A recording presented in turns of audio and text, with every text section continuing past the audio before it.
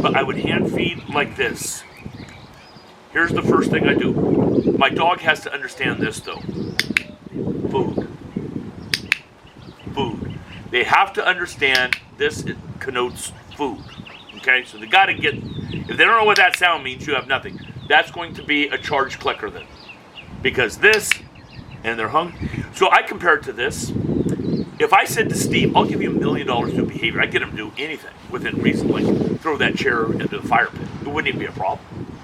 But if I said to Elon Musk, I'll give you $5 to do behaviors, like get out of my office. I don't have time to even talk to you. So if you're not hungry for the money, you're not doing it. It's not a chore that you will do.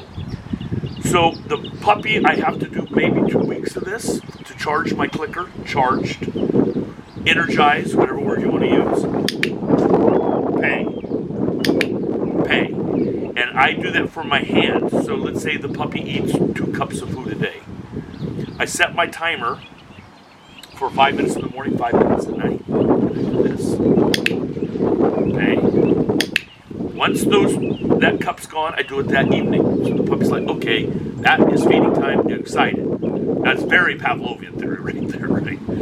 Now it's time to start training my puppy. I don't use commands. I do not use commands. I'm sitting there. I have food here, some food here, and my clicker. My puppy is going to now get operant. I don't do it out here though. It's not a small enough pool. There's going into the sleeves, running and smelling the plant. I do this in a very sterile environment. I actually do it in my kennel runs. I get a chair and I'm in my kennel runs. I don't want the puppy having choices during operant conditioning. It's too much. I mean, it's almost like wasting your time, and then you're frustrated. So this has to be done in a sterile environment in a small pool. So I have my food here. The puppy is hungry. It knows, and I might even like entice him the first time, just give him food for doing nothing. Now the puppy's salivating, and now I sit there with food here and here. The puppy's going to offer behaviors. Some scratch at your hand, some lay down, some bark. They're not going to spin and flip and dive and do this like dolphins. They're going to do what dogs do. I've seen some of my dogs go in a circle, and if that's what I wanted, I would mark that. But I don't say anything, because these 8 steps are very linear in my mind. Dogs here, dogs here. Finally it's frustrated, and it stops and it looks at me. I pay. Premack principle. A to get B. This opens through eye contact. This opens through eye contact. That has everything to do with what the black dog was doing with the toy on the ground. Everything is you and I. So you go here, that you hear this click sound. So step 1, I call two-way communication. I look at you, you look at me. Step 2, I'm not going to step 2 until one's perfected, which might take 3 days. I set my timer for 5 minutes in the morning, 5 minutes at night. Doing that twice a day. If I click and the puppy doesn't want to eat the food, that food is goodbye to the evening session.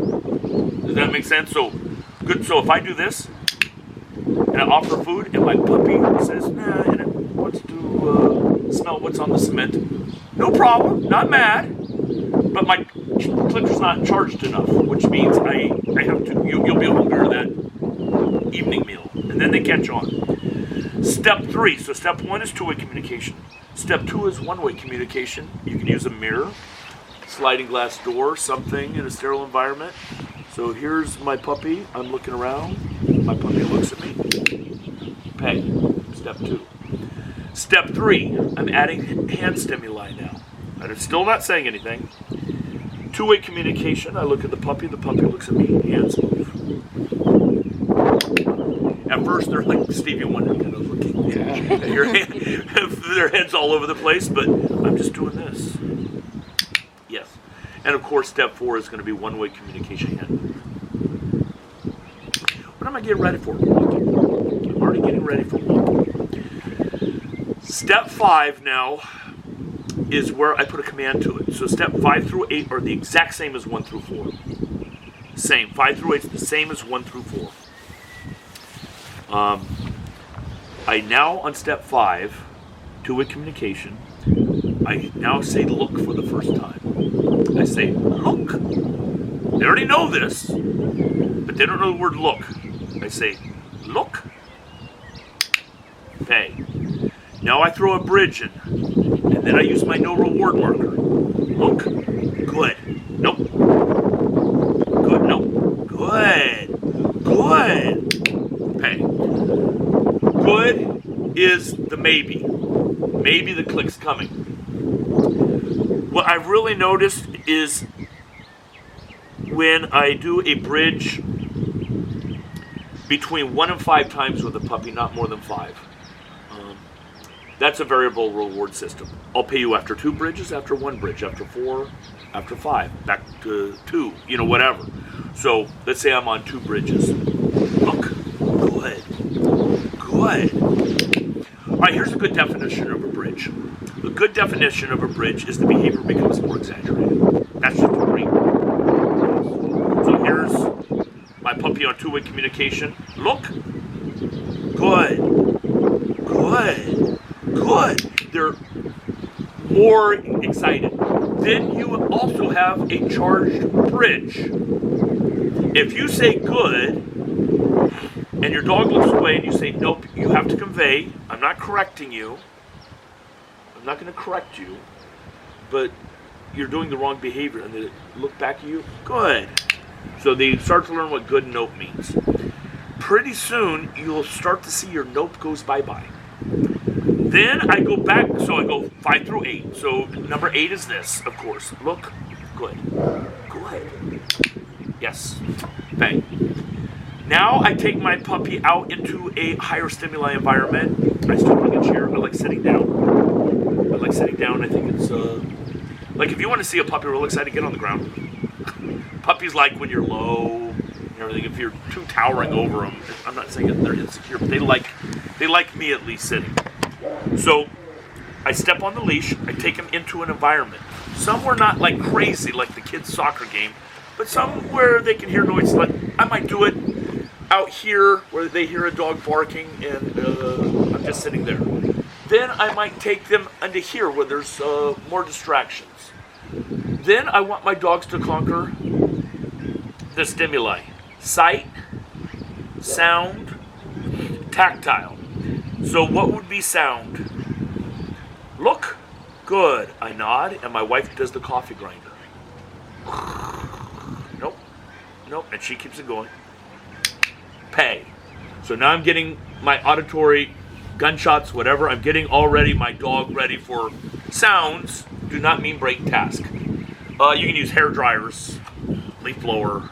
It's not scaring the dog. You're not scaring them. And then, of course, visual would be things they haven't seen. Like my parents had this stuffed yellow lab that looked a lot like a dog. You see it when you do that with your dog. What is that? But it's great. Or an umbrella. Then I like on the tactile on top of tarps. I'll turn a blind on its side. Put the dog on the blinds. Different slick floor. Michael Ellis did something that I thought was really cool with tactile with the barking of the blind. He had a piece of plywood and the empty water bottles, glued them all over it, the top, so the puppy has that crinkling kind of weird sound under its feet.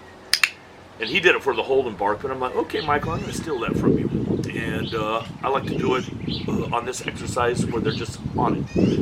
I'm building confidence. All that.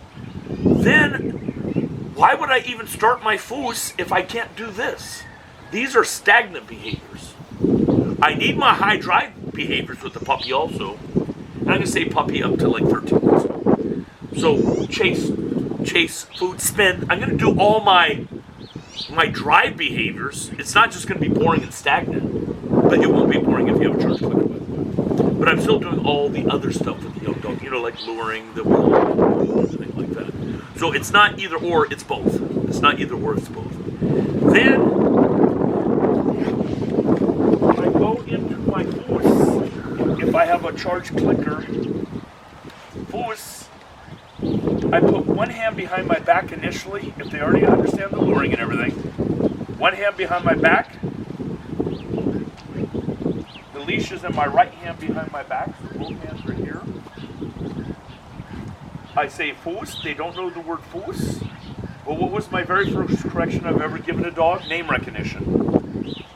And now they know the word look. So I say foos. They've never heard this word.